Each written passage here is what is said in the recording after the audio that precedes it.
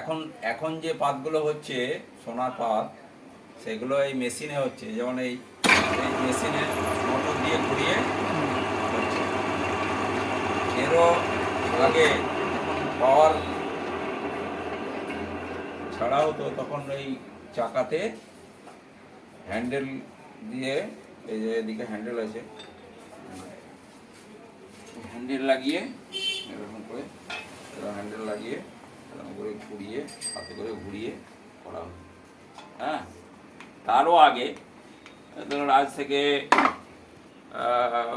প্রায় 50 বছর কি তারও বেশি আগে, তখন ওই সোনার কামিকে চৌকো করে তখন হাতুড়ি দিয়ে পিটিয়ে পিটিয়ে পাত করা হতো। কিন্তু এত পাতলা হতো না, পাতলা তখন গয়নাও একটু ভারী ভারী হতো।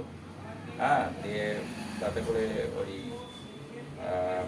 হাতুড়ি দিয়ে পিটিয়ে পিটিয়ে পাতটাকে করা হতো এবং একটু মোটা হতো। অত এত এখন মেশিনের মতো অত পাতলা করা যেত না, ফ্রেশ করা যেত না, কিন্তু কাজ মিটে যেত, তাতেই নকশা করে কাজ মিটে যেত।